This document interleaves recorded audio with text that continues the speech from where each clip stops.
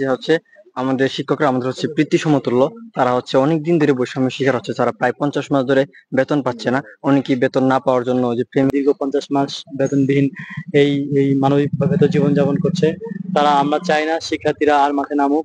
আর যদি আমাদের পক্ষে না আসে, আশানুরূপ কোনো আমরা খবর না পাই, তাহলে আমরা আরো বেগমন করবো আমাদের আন্দোলন। আচ্ছা, আমরা দীর্ঘ 12 বছর ধরে আমরা এই কারিগরি সেক্টরে আমরা বৈষম্যের শিকার।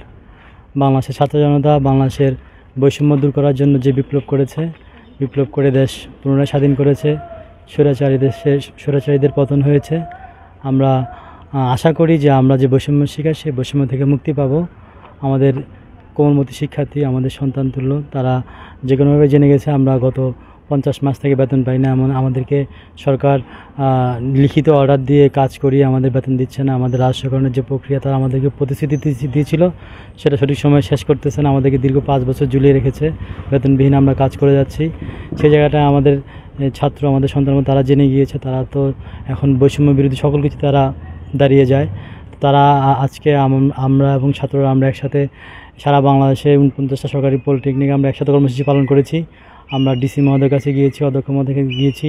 তারা আমাদেরকে আশ্বস্ত করেছে তারা অতি দ্রুতই খবরটা সরকারের ঊর্ধ্বতন মহলের কাছে পৌঁছিয়ে দিবে। এবং আমরাও তাদেরকে জানিয়েছি যে আমরা এই সপ্তাহের যে আমাদের জনপ্রশাসনের যে ফাইলটা, শিক্ষা মন্ত্রণালয় থেকে যে ফাইলটা জনপ্রশাসনের প্রক্রিয়াধীন আছে, সেটা যেন স্থবির হয়ে না পড়ে। আমরা এই সপ্তাহটুকু দেখব। যদি আমরা আশানুরূপ কোনো পদক্ষেপ দেখতে না পাই, আর যদি আমাদের কোমলমতি শিক্ষার্থীরা যারা এই বিপ্লব করে দেশ স্বাধীন করেছে তারা যদি আরও কঠোর পরিস্থিতি যেতে চায়, আমরা চেষ্টা করেও তাদেরকে দমিয়ে রাখতে পারবো না। এই জন্য আমি আপনাদের মাধ্যমে আমি সরকারের দৃষ্টি আকর্ষণ করছি, মাননীয় প্রধান উপদেষ্টার দৃষ্টি আকর্ষণ করছি যে আমরা চাই না আমাদের কোমলমতি শিক্ষার্থীরা রাস্তায় নেমে পড়ুক। তাদের শিক্ষকদের, তাদের পিতৃতুল্য ও অভিভাবকরা যারা দীর্ঘ 50 মাস বেতনবিহীন এই মানবিক বেতন জীবনযাপন করছে, তারা আমরা চাই না শিক্ষার্থীরা আর মাঠে নামুক। আমরা চাই শিক্ষার্থীরা ক্লাসে থাকুক। আমরা চাই সরকার আমাদের এই যে বৈষম্য, সেই বৈষম্য দূরীকরণে অতি দ্রুত আমাদের বিগত 50 মাসের বকেয়া বেতন পরিশোধ করুক। আমাদের যে চলমান প্রক্রিয়াটা, রাষ্ট্রকরণের যে প্রক্রিয়াটা চলমান আছে, সেটা যেন দ্রুত শেষ করুক। আসলে আপনি জানেন যে আমরা প্রায় 1 যুগ থেকে কাজ করতেছি। আমাদের প্রত্যেকেরই বয়স 40 পার হয়ে গেছে। দ্রব্যমূল্যের বাজারে আমরা আসলে পরিবারের সঠিক পুষ্টিটুকু আমরা পূরণ করতে পারি না। এই জন্য অনেক মানুষের রোগ বালাইতে হয় আল্লাহ দেয়। অনেকেই সঠিকভাবে চিকিৎসা করতে না পারে মৃত্যুবরণ করেছে। সেই পরিবারটা পঙ্গু হয়ে গেছে। সেই ছোটো ছোটো শিশু, তার স্ত্রী, তার বিধবা বাবা সবাই আজকে অনাহারে অধ্যারে দিন পার করছে। আমরা যেন আমাদের আর কোনো কলিগের জন্য, আর কোনো শিক্ষকের জন্য অকাল মৃত্যু না হয়, বিনা চিকিৎসায় মৃত্যু না হয়। এই জন্য আমি আবারও আপনাদের মাধ্যমে সরকারের প্রতি দৃষ্টি আকর্ষণ করছি যেন আমাদের অতি দ্রুত আমাদের বকেয়া বেতন পরিশোধ করে দেয়। হ্যাঁ, আমরা আপনি একটা ভালো বলেছেন, আমরা যখন কারিগরি অঙ্গনে জয়েন করি তখন মাত্র 10 থেকে 12% শিক্ষক ছিল। কারিগরি শিক্ষার হার ছিল মাত্র 1%। আমরা তখন 1015 জন শিক্ষক যোগদান করেছিলাম। আমরা কারিগরি এই সেক্টরের এই অচল অবস্থা আমরাই দূর করেছিলাম। আমাদের কাঁধে ভর করেই গত 1 যুগে কারিগরি শিক্ষা 2% থেকে 18% উন্নীত হয়েছে। আমরাই সীমিত যন্ত্রপাতি নিয়ে, আমরাই আমাদের সর্বোচ্চ চেষ্টা দিয়ে আমরা সে যাতে এই জায়গায় এনেছি।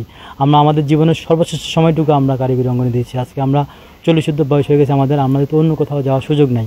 সরকার সকল কিছু, আমাদের দেশ বিদেশে ট্রেনিং আছে, সকল কিছু বিবেচনা করে সরকার আমাদেরকে রাখার জন্য কাজ করে যাচ্ছে। কিন্তু এটা চলেই যাচ্ছে গত 5 বছর, কিন্তু কাজটা শেষ হয় না, আমরা বেতন পাই না।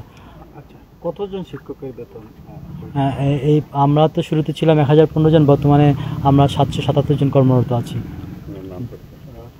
আমি মোহাম্মদ সালাউদ্দিন, ইনস্ট্রাক্টর যন্ত্রকৌশল হিসেবে কাজ করছি। আমি এখানে 1 যুগ শিক্ষকতা করছি। হচ্ছে আমাদের শিক্ষকরা আমাদের হচ্ছে বৃত্তি সমতুল্য। তারা হচ্ছে অনেকদিন ধরে বৈষম্যের শিকার হচ্ছে। তারা প্রায় 50 মাস ধরে বেতন পাচ্ছে না।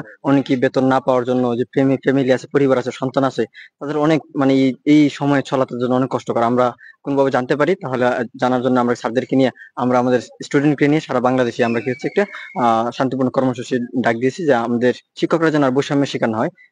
সারা বাংলাদেশে হচ্ছে বৈষম্য দূর করার জন্য আমরা আন্দোলন করেছি। আমরা চাই খুব দ্রুত সারা যেন হচ্ছে এই 50 মাসের বেতন পেয়ে যায় এবং স্যারদেরকে যেন এই রাজস্ব খাতের আওতায় যুক্ত করা হয়, এই আশা ব্যক্ত করছি আমরা। আর যদি আমাদের পক্ষে না আসে, আসানোর কোনো আমরা খবর না পাই, তাহলে আমরা আরো বেগমন করবো আমাদের আন্দোলন। আশাবাদী। আমরা হচ্ছে ডিসি অফিসে গেছিলাম, প্রিন্সিপাল স্যারের কাছে গিয়েছিলাম। আমরা হচ্ছে সম্পূর্ণ আশাবাদী। আমরা চাই খুব দ্রুত এটা হয়ে যাক। স্যারদেরকে অনেক আগে থেকে আশ্বাস দিয়ে তাদেরকে কাজ করতে, তারা হচ্ছে খুব আমাদেরকে খুব ভালোভাবে পড়াশোনা করছে, তারা বেতন না পেয়ে দিনের পর দিন কাজ করতেছে। তাদেরকে যে আশা না দেওয়া হয়তো তারা ছেড়ে দিত, কিন্তু তাদেরকে আশা দেওয়া হচ্ছে, এটা হচ্ছে একটা বেইমানি। আমরা চাই, আমি আশা সম্পূর্ণ 100% আশা রাখি যেন খুব দ্রুত স্যাররা এই বেতনে আওতাভুক্ত হয়ে যাবে এবং হচ্ছে স্যাররা রাজস্ব কার্যকর আওতায় যুক্ত হয়ে যাবে।